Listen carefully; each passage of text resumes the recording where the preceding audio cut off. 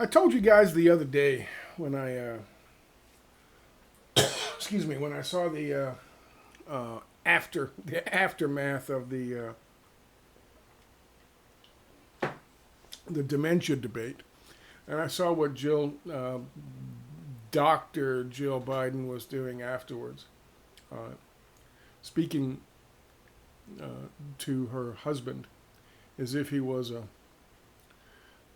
patient or a resident in an elder care facility, and she was some aide who didn't care, talking down to him in front of a lot of people in front of cameras, and then screeching about, but Donald Trump is a liar.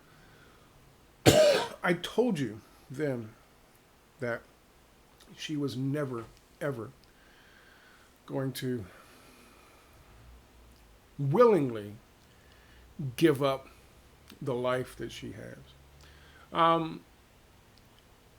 In an effort to spin this whole thing, the family decided to go to Camp David, take a couple days to work out what they were going to do. And people like Cenk Uygur came out and said, "Oh, they're deciding they're going to back out."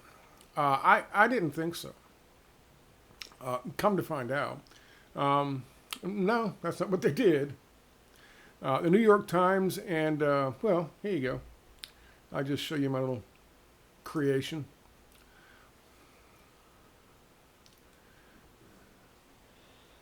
The New York Times and others have come out. There's links down below. You can read them yourself. To let the world know that his family has got together at Camp David and they have had a big family powwow, including his wife, his crackhead criminal son, and some grandchildren, and Annie Leibovitz to take some pictures. And they decided that he wants to stay in fucking office, he wants to run, and he wants to be president for 4 more years.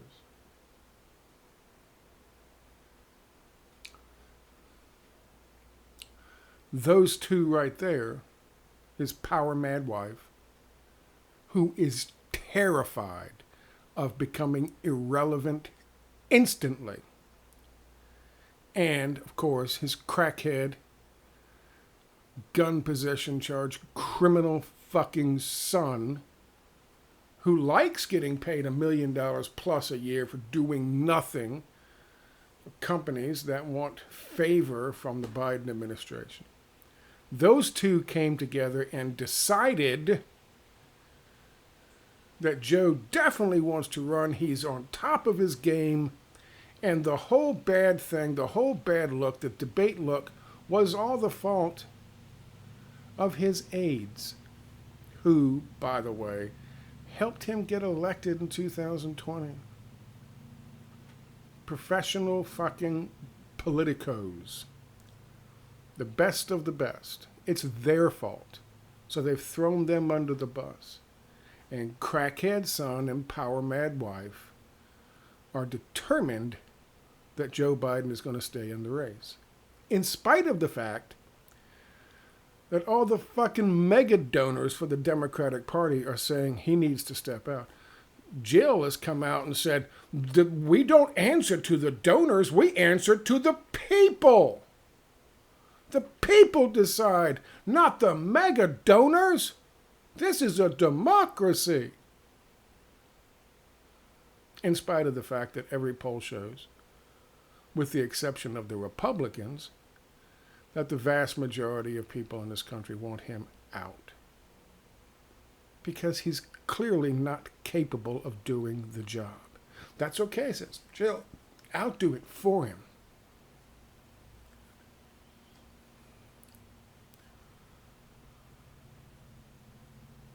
That's where we are right now, boys and girls. That's the fucking world we live in. And no one dares question the wife because patriarchy and shit.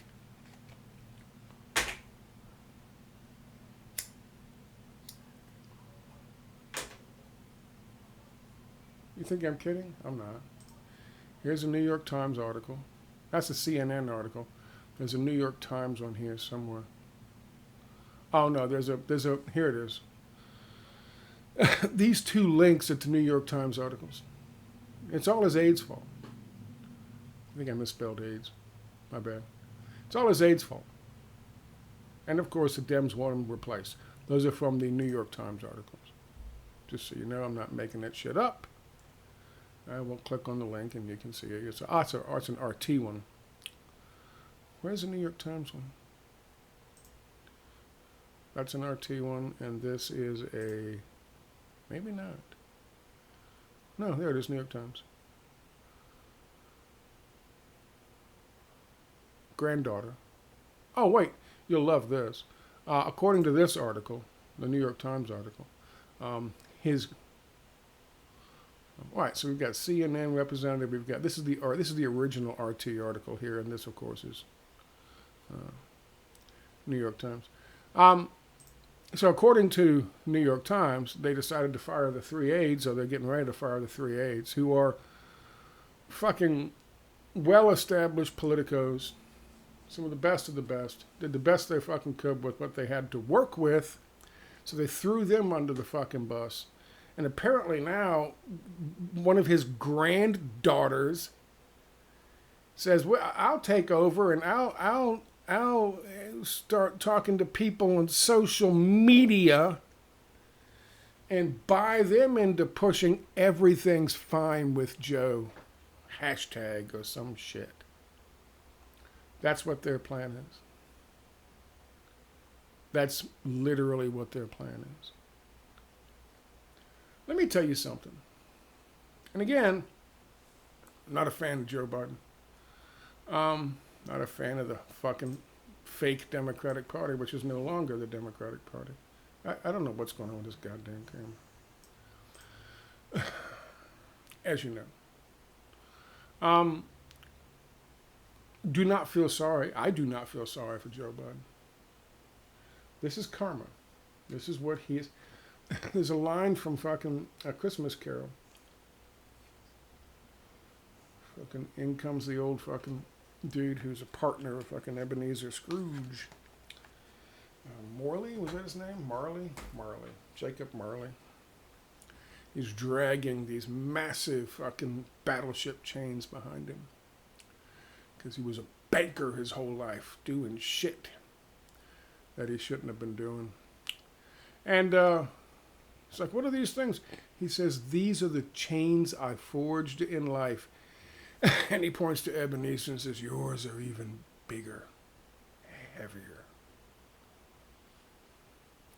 Forced to drag the chains around through the afterlife. These are the chains that Joe Biden forged in life. Being surrounded by a family of grifters, of soulless, narcissistic, selfish grifters who want nothing more than to use this man, who has no business doing this job anymore. They want to keep using this man until he's all used up, until his reputation is sullied to the point where it's a joke. They're making him into a joke. Why? Let me explain this. Obviously, the crackhead son has no means to make any fucking money and continue his crack habit. And if you don't think he's still smoking crack, you're an idiot. Of course he is. He's smoking crack in Camp David, I guarantee it. He brought a big sack with him. And probably started getting fidgety toward the end when he saw the sack getting smaller and smaller.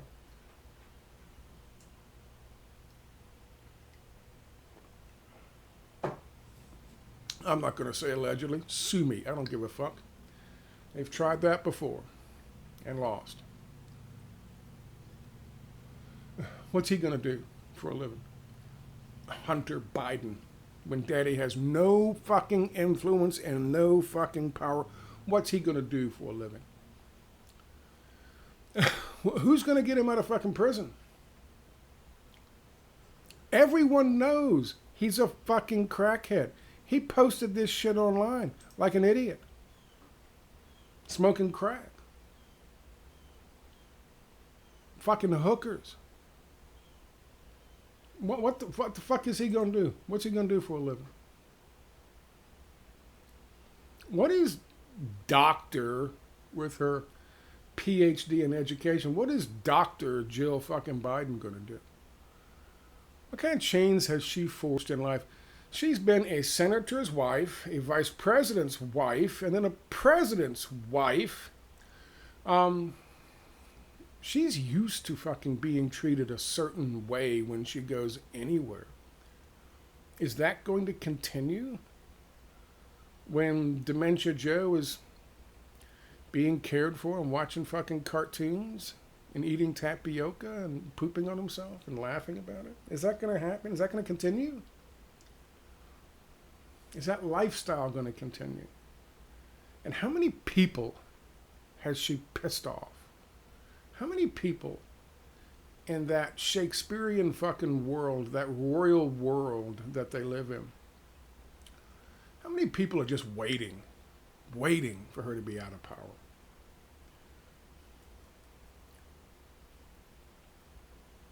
So they've decided that Dementia Joe is just fine and it was all his aide's fault.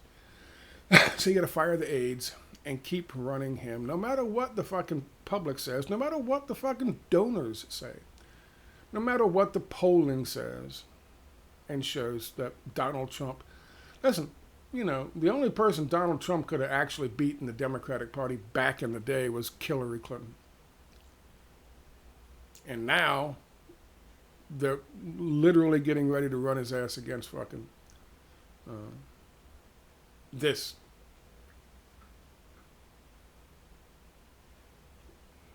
And we're expected to accept the word of his family members, including these two, psycho power mad wife and crackhead son, that he should remain on the ticket. And people are taking this people are reporting on this with a straight fucking face. You are out of your fucking minds. Let me give you an analogy, if I could. And I'm going to go to the next topic we're going to talk about, and that's going to be the Ultra-Orthodox being drafted in Israel. They're not happy. Let me explain this to you. Let me put it this way.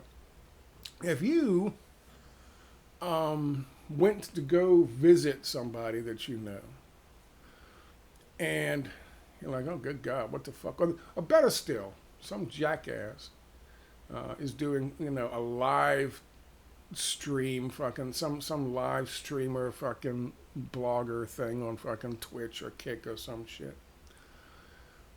And they're out there just living it up in their fucking double wide, and they got a new car, you know, and they got fucking boxes of fucking Mountain Dew, and they just constantly got fucking, you know, DoorDash coming in, and they're getting all their fucking DoorDash, all their meals through DoorDash, and they're just living large, you know.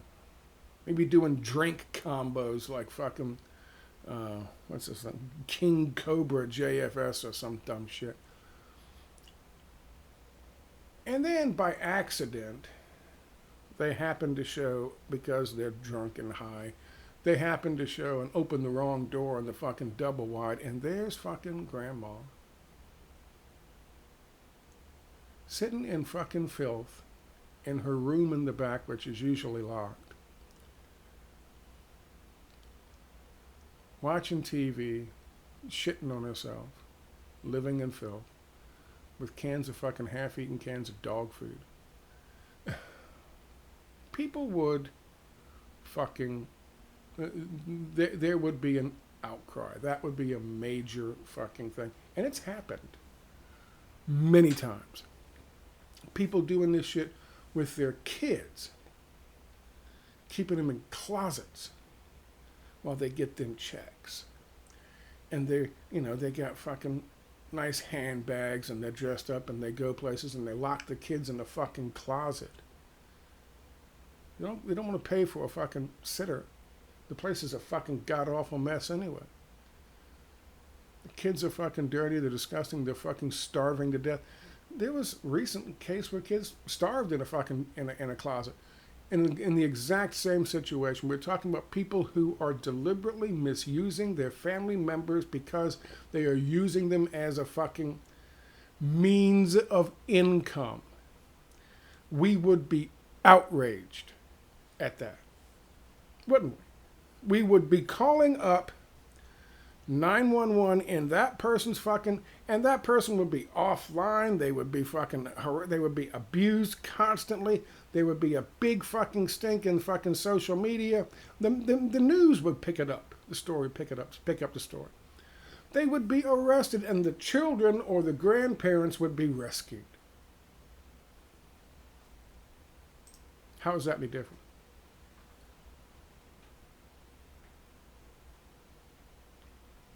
How is that any different?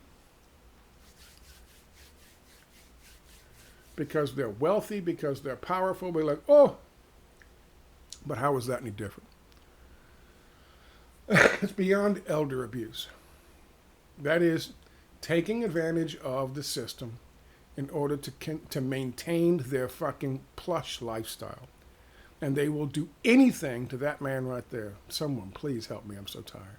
That'll do anything to that man right there. They don't give a fuck. She cares about power and not being irrelevant overnight and not letting the people she's pissed off in the past have an opportunity to get some payback. And all he cares about is staying fucking high and maintaining his fucking lifestyle. That's all they care about. They don't give a shit about that man. Sue me, motherfuckers. They don't give a shit about that man. Any more than some fucking grifter in a goddamn trailer park.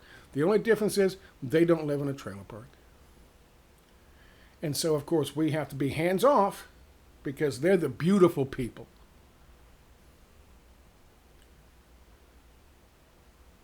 Because they have money and power. And that's all we fucking worship in this country.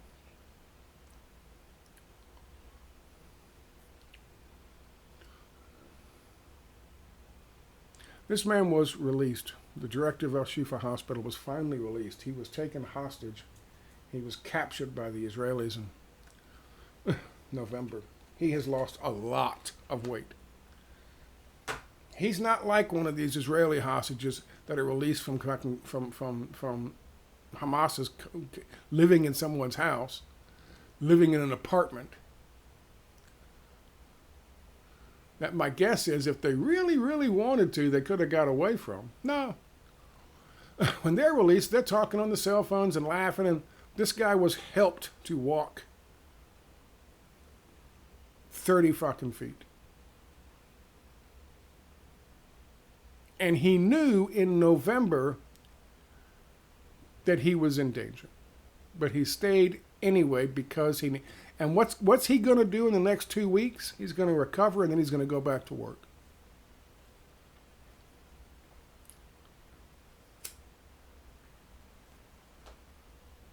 That's a good story. You should watch that video. I wanted to talk mostly about this. The ultra-Orthodox Jewish men protesting because they don't want to serve in the Israeli military. The Bibi tried his best back in January and early February, if you recall, I covered it, to push through legislation to make them eligible for the draft. The ultra-Orthodox males are not eligible to be, they're not forced conscripts. They're not made at the age of 18 before they can do anything else in their lives to serve the fucking Nazi regime, the IDF fucking military. and go over to fucking the West Bank and kick little old ladies and use children as fucking human shields, and or to, put those stupid bags on their fucking heads and hide up in the hills and shoot people in the leg when they're doing the march for the Great March of Return. They don't want to do it. The Ultra-Orthodox don't want to do it. There's 65,000 or some shit eligible. You'll watch this video in a second and it'll tell you.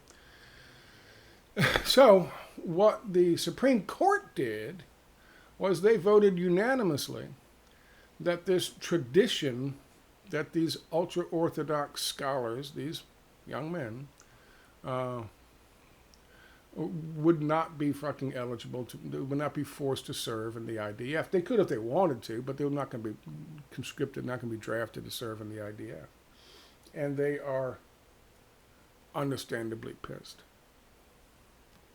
And if you recall, back in January and early February, there were massive protests, bigger than just the ultra-Orthodox, because this was part of an Israeli identity, of who they are. They said to themselves, even the public said, these ultra-Orthodox are the Jewiest of the Jews. And they are scholars. And there's a purpose to have them in the Jewish state. We need them. We don't need them shot and killed. So, in January, February, there's a bunch of protests, and it involved a bunch of people, including in the forefront, a bunch of ultra-Orthodox Jews. What you're going to see now are massive protests of ultra-Orthodox Jews, and very few others. The Supreme Court, I'll just summarize it for you. Basically what the Supreme Court did was they took it upon themselves because Netanyahu and the Zionists couldn't get legislation passed, especially when people were just, pissed. There were massive protests. So they couldn't get it passed through the Knesset. So the Supreme Court took it up and took it upon themselves to rule unanimously that these guys have got to cut their hair and take their hats off and get out there and put a stupid bag on their heads and shoot fucking children in the legs with sniper rifles. They also stated that that's what they're going to do. They told the military, the Israeli military, they have 3,000 they have to draft immediately.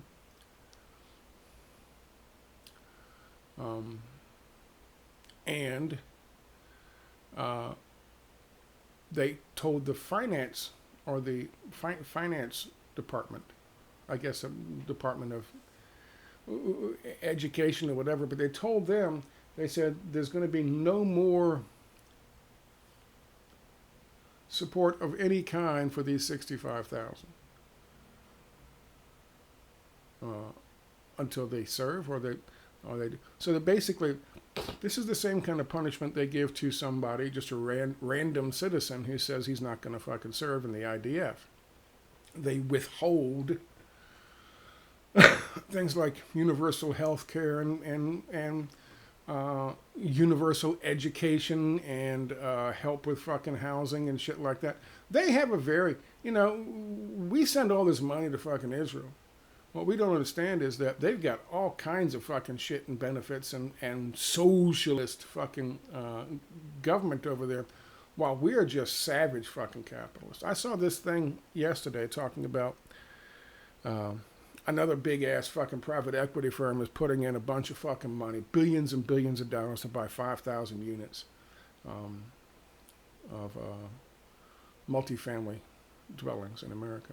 And they said that by 2030, if things keep going the way it's going, 40% of all single-family dwellings will be fucking owned by, or rental units will be owned by, most will be rental units by then, because private equity buying shit up in the single-family home markets are pricing everybody out. pricing everybody, new home buyers out. Someone said that, I think it was Cenk Uygur was talking about this, said that it says you need to make $240 million combined, $240,000 combined annual income in order to buy a home in California now. That's because private equity is buying everything up. They don't let that happen in places like Israel. Yet we got to send them our money. Yeah. Smart. I'll play a little bit of this for you. Then I'm going to go cut that. My grass in the backyard is like 10 feet tall. Oh my God. I need a scythe to go back there and fucking cut it.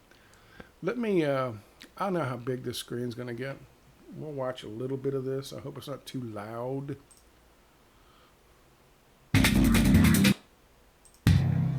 I can't adjust the volume.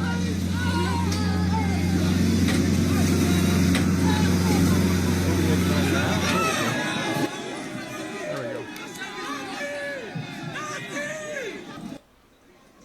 You're going to see some Ultra-Orthodox guys doing like Ultra-Orthodox dances.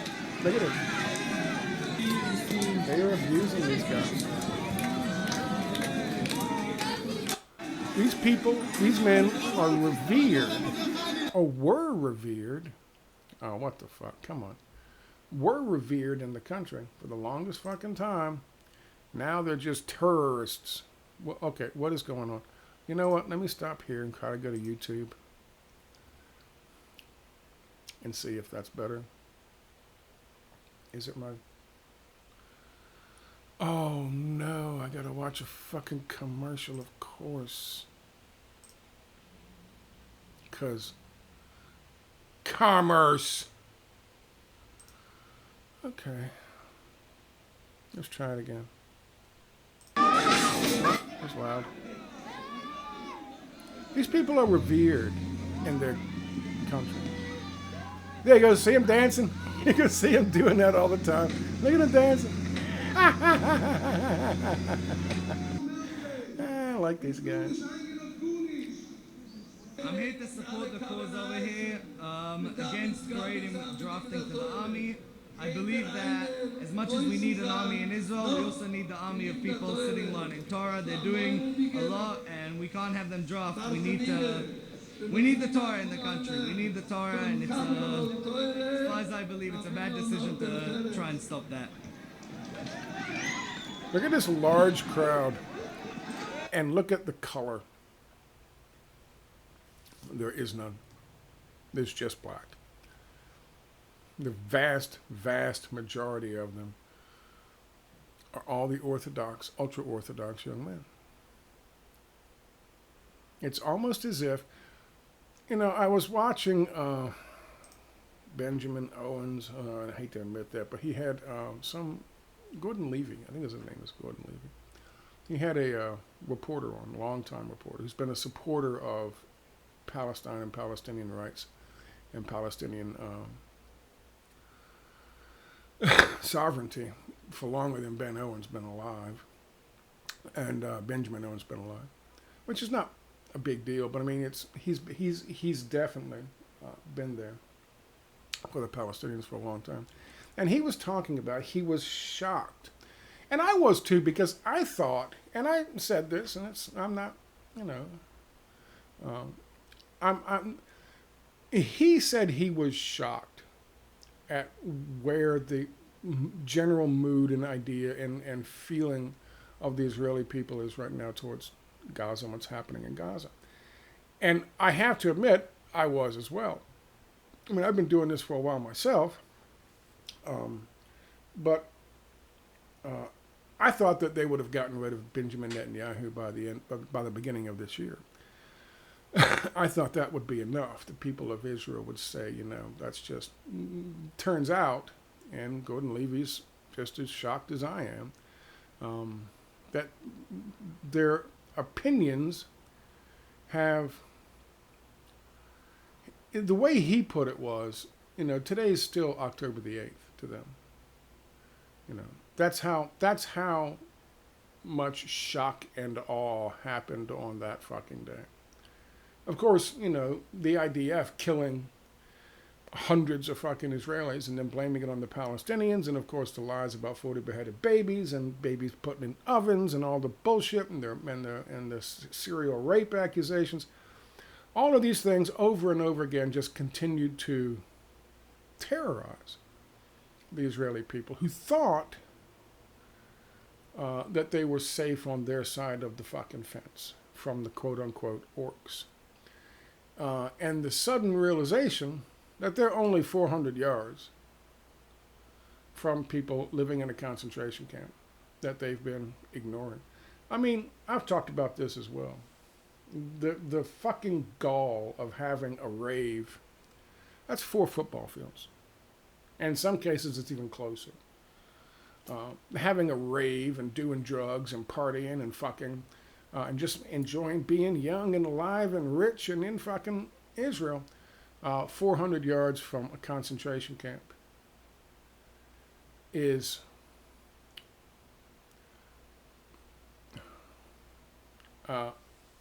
it's mind-boggling to me how people can do that, or would do that, or why they would do that.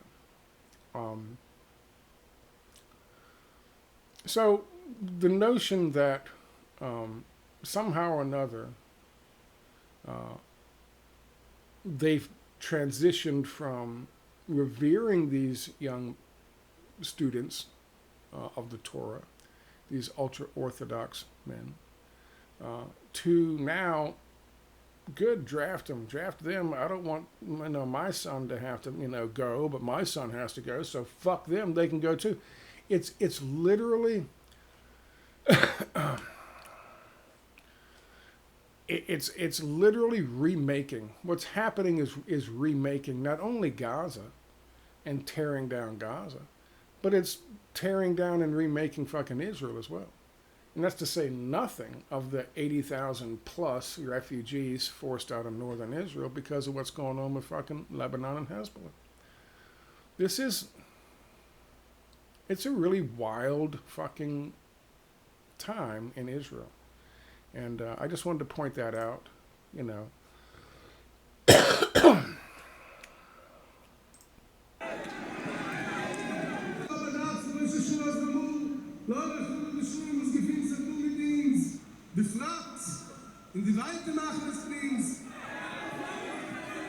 I mean, again, look at the color of the clothing. These are all ultra-Orthodox Jews. We came now to fight the enemy that are killing the Jews. Look at who's in the background. And they want to take us all. So we have to fight them because we don't want to go to the army. So that's the only thing we have to do. So that's what we're doing. It's like nobody else is fucking standing with them.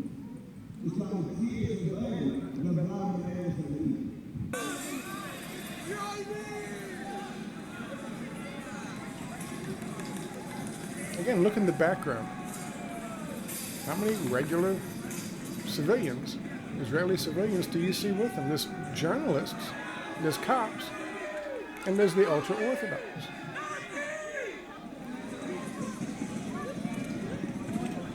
The other one, that's from, who was that from? CNN.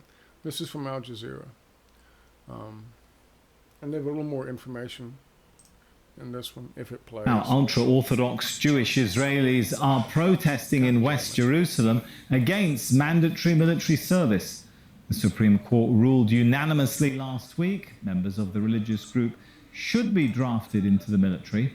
The court says Israel's compulsory service applies to the ultra-Orthodox like any other citizen. Now, the Israeli government has banned Al Jazeera from reporting from Israel, so Hamda Salhot is joining us now from Jordan's capital, Amman. So, Hamda, how are these protests picking up now?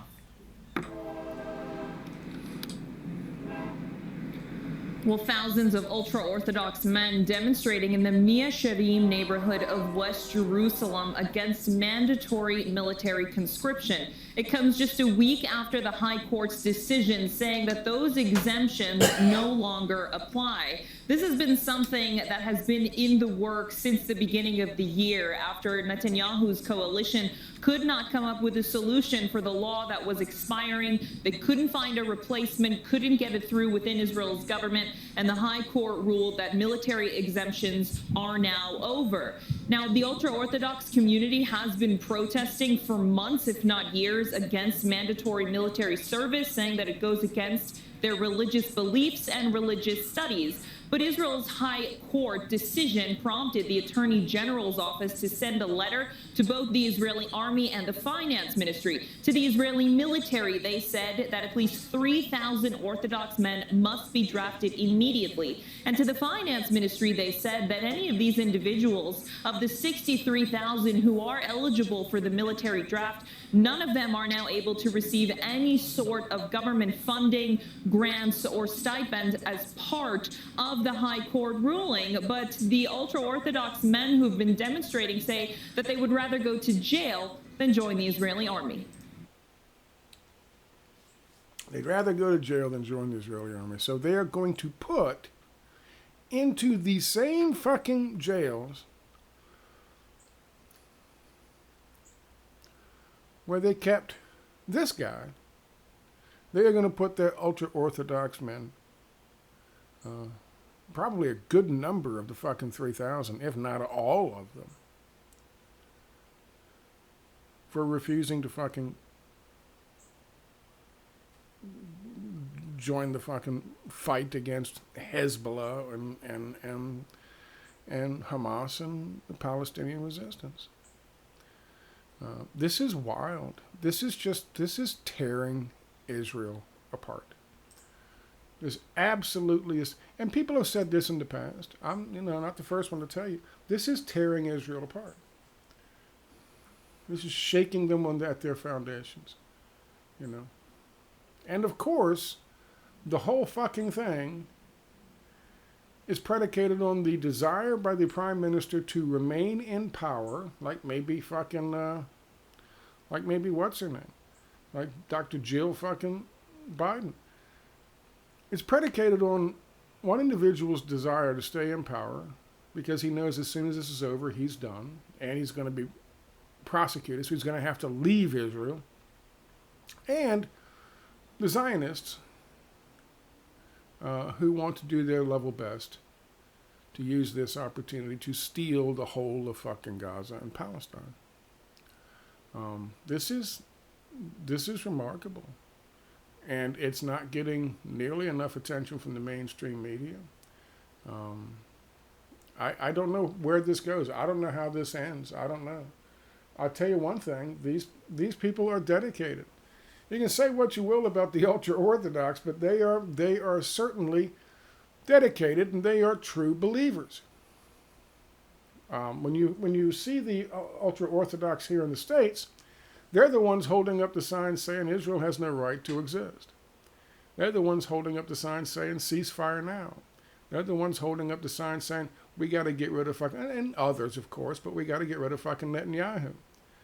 And many of them believe that the Torah itself is absolute proof that not only is Zionism not in the interest of Judaism, but that the state of Israel shouldn't exist in the first place. Now that's them. You're not going to fucking convince them because you take away their socialized fucking health care and access to higher education that they need to go fucking do something that their whole lives they've believed and they've learned and they've studied and they've thought that they cannot possibly do. They are legitimately conscientious objectors.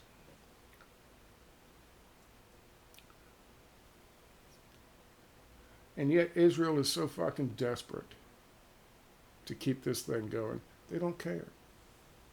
The power structure in Israel is so fucking desperate to keep this thing going. They don't care. All they're going to end up doing is making more prisons. Stuffing them in with fucking Palestinians. They're going to create a new fucking category of resistance. They've already done it. They're already in the process of doing it, as you can see right there. The problem I have with it is when you get the overhead fucking shots, you don't see other fucking clothing colors. Why aren't the fucking Israelis standing with them now? Like they did back in January and February. That's another fucking aspect of all of this. This whole thing is fucking tearing Israel apart.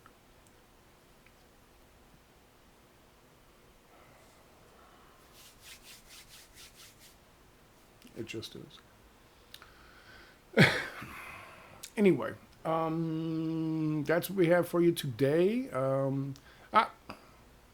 Again, I tell you that not to make you feel sorry for Joe Biden. This is what he did. This is karma, you know. But since when because they're the royal family, has a fucking power mad fucking wife and a crackhead son, had so much fucking influence into what the Democratic Party's doing? That's ridiculous. That's stupid. And anybody who can't see through what's going on, what went on the last 4 days or 3 days in fucking Camp David, is a moron or a liar. Clearly, they didn't give a shit. They had him drugged up and in the fucking corner, back in the back watching TV, shitting on himself and eating fucking cans of dog food. The people of this country, if they saw that shit being done to somebody by some fucking influencer wannabe or some fucking live streamer on fucking Kick, would be outraged. They would be angry. There would be cops beating in the doors and taking those people and taking them someplace where they can get the care they need. It happens at Camp David. Just look the other way. That's because that's all we fucking worship in this country, is money and power. And that's why his family wants to keep milking him until he is fucking gone. Until he's a quivering puddle of goo on the stage. Just farting on himself and shitting on himself and laughing and playing in his own feces. That's the natural progression of the world we live in. And let me just also say, this thing with private equity firms buying up all the houses, you know, yeah, the obvious thing is you will own nothing and love it. But this is massive. This is massive because these private equity firms don't give a shit about the slumlords. They're literally slump because they're so big, they're too big to fail. Nobody will touch them. You cannot fucking go after them. It's like BlackRock and fucking State Street and Vanguard and these motherfuckers. You can't do anything to them. So you're literally your landlords will say, you need to fucking paint the fucking house. You need to fucking put new fucking refrigerators and stoves in there. You need to do all that. No, not our investors. You do. People are having all kinds of problems with these situations. You know, they're living with no fucking heat and no one cares because they have bought through ALEC, American Legislative Exchange Council, all of these fucking governments and states all across the fucking country. And there's no accountability. There's none. They can get away with literally anything they want. If they, at the drop of a hat, lease or not, they can kick you the fuck out in 3 goddamn days. If someone, somewhere, doing the fucking, some bean counter someplace says, hey, we can jack the fucking rents up. And that's what they're doing. This is how, home ownership is how.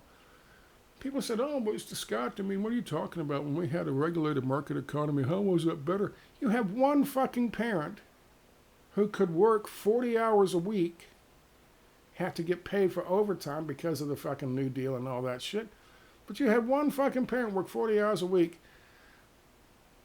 buying the house. The house was reasonably priced, and paying for the kids to go to school and get a fucking higher education.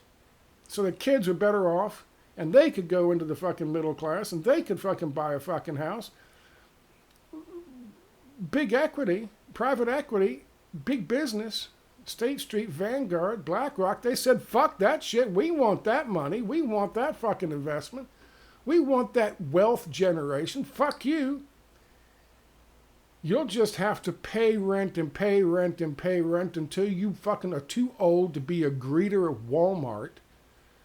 At which case, you might as well just, we'll put you to fucking sleep at a fucking home. That's literally the future they have planned for us. And they're steadily working towards it. And they're steadily gaining more power and more power and more power. And nobody's even saying a word because they're so fucking strong. These are bigger. These private equity firms own fucking banks. They own the military-industrial complex. They own APAC. They finance that shit.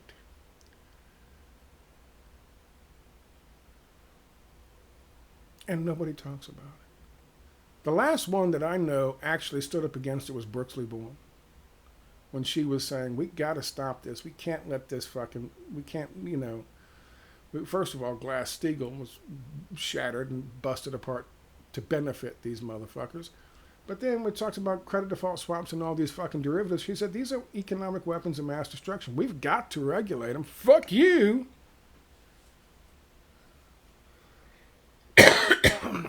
You just get the fuck out the way and shut up. And now here we are. This is massive. 40% of all the rental properties, single-family rental properties, in 2030, that's a lot. That is massive. And those are fucking families who would have been able to, 90% of them, 80% of the 40%, would have been able to buy into their own fucking homes, purchase their own fucking homes, get a fucking mortgage and start paying down the fucking mortgage and start building wealth. Instead of every month giving exorbitant fucking rents, which keep going up and up and up and up to somebody with no fucking return on that. None whatsoever. And not even really the fucking security to know that next month their rent's not going to be jacked up to the point where they have to move themselves and their children and their pets into something more reasonable. And then that gets jacked up and they have to move to something more reasonable. Because God knows their fucking pay rate is not increasing like the fucking rents are. This is exactly what they want. This is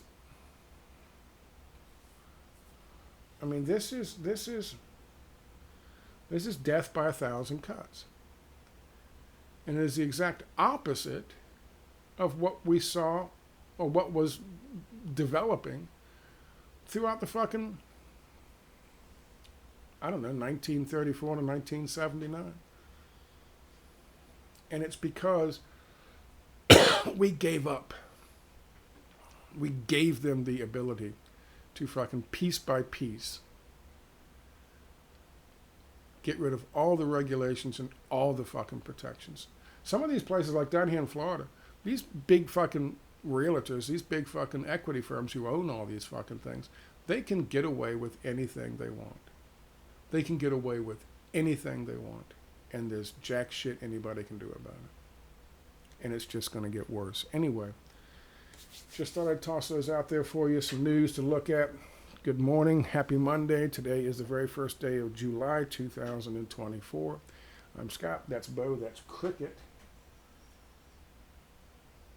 And there is no Gabby.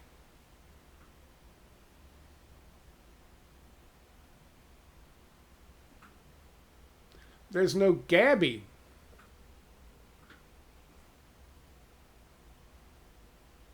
I shouldn't feed her before doing these videos.